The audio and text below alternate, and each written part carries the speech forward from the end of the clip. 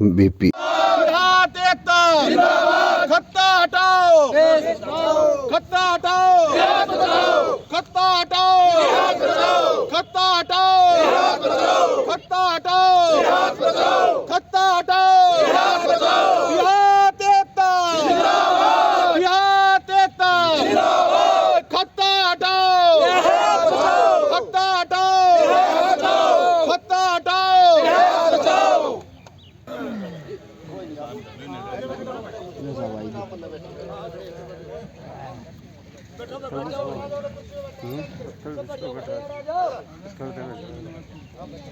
देखता यहाँ देखता खत्ता हटाओ, खत्ता हटाओ, खत्ता हटाओ।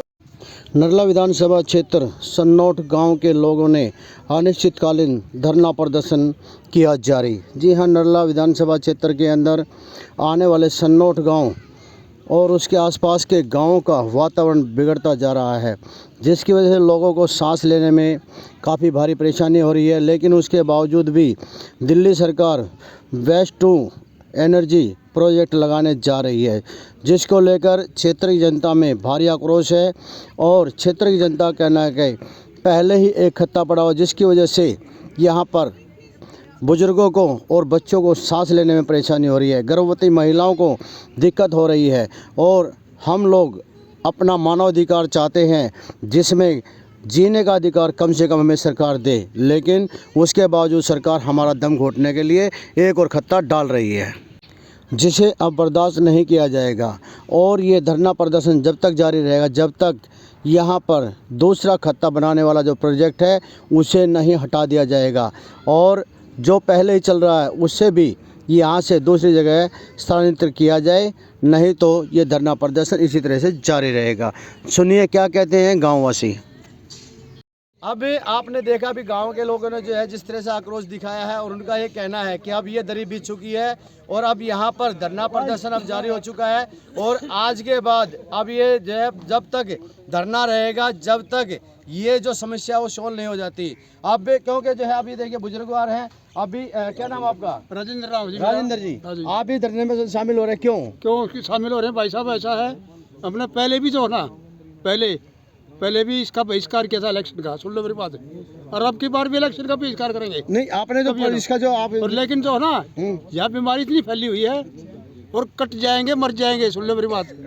लेकिन यहाँ से मैं तो मरने लग रहा हूँ, मैं चाहिए, लेकिन यहीं मर जाऊंगा खत्ते की वजह से। खत्ते की वजह से कितनी हालत खराब हो रही पता मेरा घर यही के सामने, बिल्कुल। बताओ क्या करें? अब आप सुन रहे हैं बुजुर्गवार की बातें। बुजुर्गवार का कहना है कि अगर मुझे तो वैसे भी मरना है, लेकिन जब तक ये प्रदर्शन जब तक जारी रहेगा, जब तक उनकी सांसों में सांसें हैं। क्योंकि सबसे बड़ी बात होती है मानव अधिकार की। मानव का अधिकार होता है सांस लेने में कम से कम जो है सबको छूट होती है, लेकिन यहाँ सबका दम घोटने की कोशिश की जा रही है, जो दिल्ली सरकार की तरफ से ये जारी किया जा रहा है। अब आप क्या दिक्कत, क्या परेशानी आ रहा है? आप ये दरी बिछा के क्यों बैठने की तैयारी कर रहे हैं? इस दरी बिछा कर जो आप देख रहे हैं, मैं इस मीडिया के माध्यम से मैं चारों तरफ ये एक अपना जो जीवन और मृत्यु के बीच में हम जूझ रहे हैं, जो एक हमारा एक मानव अधिकार है कि हमें जीना है, वो जो हम प्राणवायु है, श्वास है, उसको भी ये दिल्ली सरकार यहाँ पर एक विशाल खत्ता जो ऑलरेडी पड़ा हुआ है, उसके बावजूद भी उसको उठाने की बजाय दूसरा और इससे कई गुना, जिसमें कि इन्हीं के सरकारी आंकड़ों के मुताबिक 3000 मैट्रिक टन कूड़ा डेली यहाँ पर आएगा, तो उससे तो वायु प्रदूषण इतना बढ़ जाएगा कि हम श्वास नहीं ले पाएंगे। पहले क्या परेशानी आ रही है? इससे पहले जो है यहाँ का एयर क्वालिटी इंडेक्स जो है 400 और 500 के बीच में ऑलरेडी है, जो डेंजरस जोन घोषित कर रखा है। और जो विशाल खत्ता पहले पड़ा हुआ है, इसके प्रभाव से हम समस्त ग्रामवासी और नियत इसके नज़दीक के जितने भी क्षेत्रवासी हैं, वो एक महामारी की चपेट में आ चुके हैं। यहाँ इस खत्ते के जब से ये खत्ता पड़ा है, इससे पहले जो कि उससे हमें टीबी, हमें पैरालाइज, कैंसर, त्वचा के रोग, श्वसन संबंधी रोग, जल प्रदूषण, वायु प्रदूषण, ध्वनि प्रदूषण से हम ग्रसित हो चुके हैं। यहाँ पर चील कौवे इतने भरपूर मात्रा में हमारे घरों पे भी गंदगी डालते हैं, जो कि एक बहुत ही शर्मदायक बात है। और जो हम श्वास लेने के लिए भी अपने कमरों में कपड़े ठूस कर श्वास ले पा रहे हैं। हम बहुत पीड़ित हैं, हम भुक्तभोगी हैं। और हमारे साथ जो है अब पूरा क्षेत्र जो है लग चुका है, जब से ये इन्होंने दूसरा एक बहुत विशाल खत्ता डालने की योजना प्रस्तावित की है हमारे गांव के, जिसका सीधा प्रभाव हमारे गांव पर पड़ता है। ये आप देख रहे हैं इस मीडिया के माध्यम से। इसमें सभी तो अब जो आपने दरी बिछाई है, तो ये कब तक रहेगा? ये जब तक ये खत्ता यहाँ से नहीं, इसकी जो प्रस्तावना साइट है वो जब तक वो क्लियर नहीं हो जाती, अब भैया यहाँ खत्ता नहीं पड़ेगा, जब तक हमें बिल्कुल सॉलिड प्रूफ नहीं मिल जाते, तब तक हम इस खत्ते को हम बिल्कुल आमरण तक जो है अनशन करेंगे और इसके ऊंचे लेवल तक ले जाएंगे। हम किसी भी सूरत में कंप्रोमाइज़ नहीं करेंगे।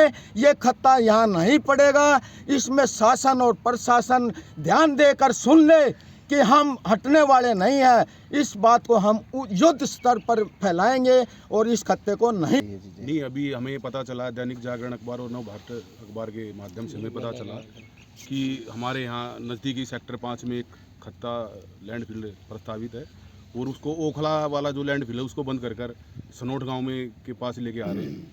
तो मैं तो केजरीवाल जी से एक ही बात पूछना चाहूँगा कि ओखला से इतना प्यार क्यों और दिल्ली देहात से इतनी क्या तकलीफ है उन्हें कि वो यहाँ एक दूसरा खत्ता डालने जा रहे हैं। दिल्ली देहात पिछले 15-20 साल से मेट्रो की मांग कर रहा है। मेट्रो तो केजरीवाल जी ने दी नहीं, कोई और विकास कार्य देहात में कराए नहीं।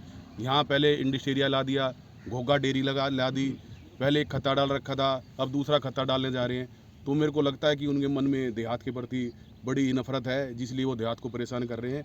और समस्त देहात हमारे जितने भी नज़दीकी गांव हैं, कॉलोनियां हैं, क्षेत्रवास जितने भी हैं, सभी मिलकर यहाँ अनिश्चितकालीन धरने पर बैठ रहे हैं आज से।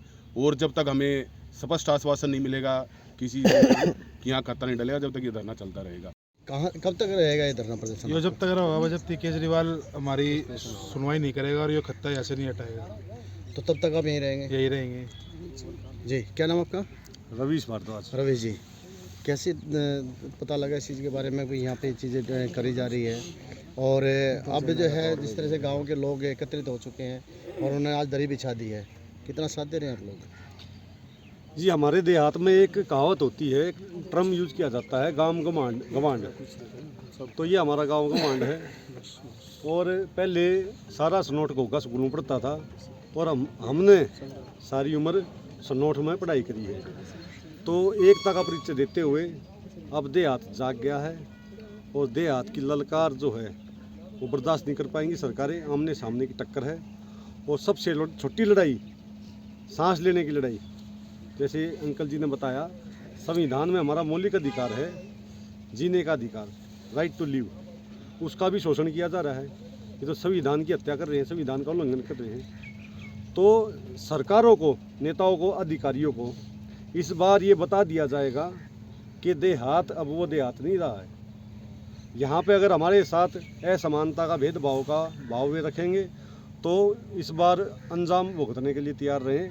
बहुत आक्रोश है क्षेत्र में। रवीश जी, एक चीज़ और मैं जान लूँ आपसे कि क्षेत्र के अंदर जो है बाढ़ आ चुकी है होर्डिंगों की, ये जितने भी नेता हैं, ये उन नेताओं के लिए भी एक तरीके से प्रशिक्षण शिविर साबित होगा। यहाँ पे जो हमारे साथ खड़ा होगा मजबूती से, जो हमारी आवाज़ को बुलंद करेगा, जो हमारे लिए लड़ाई लड़ेगा, वो नेता टेस्ट में पास होगा, उसको नेता बनने का सौभाग्य प्राप्त होगा।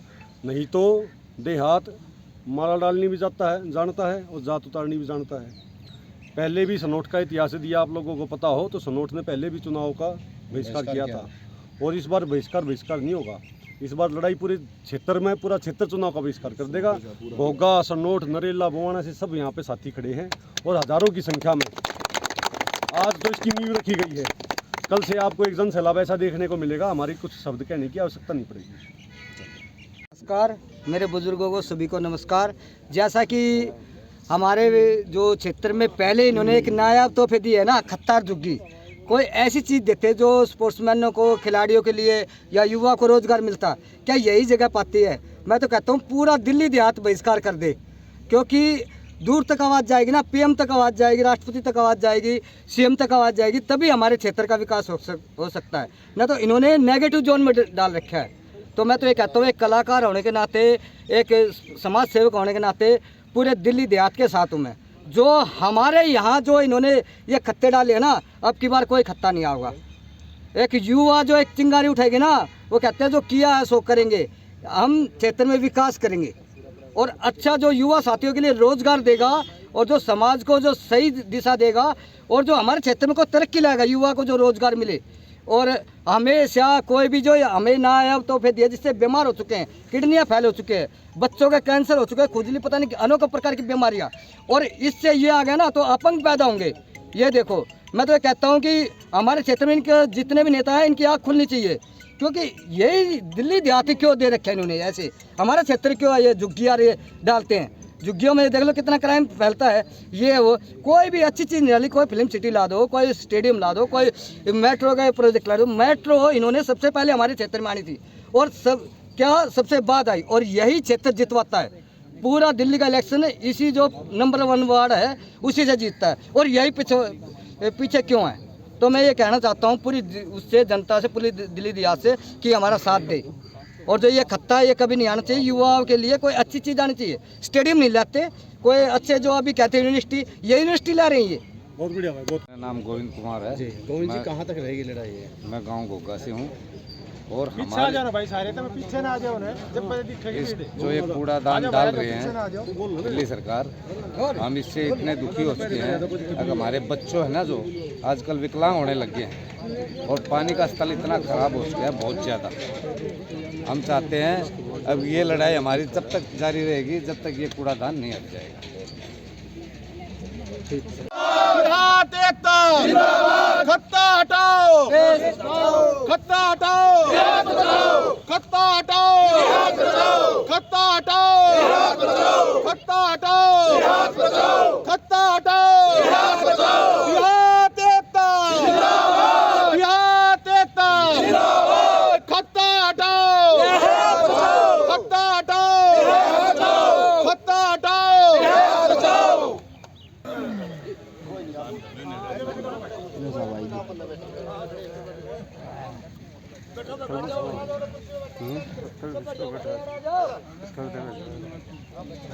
एकता जिंदाबाद,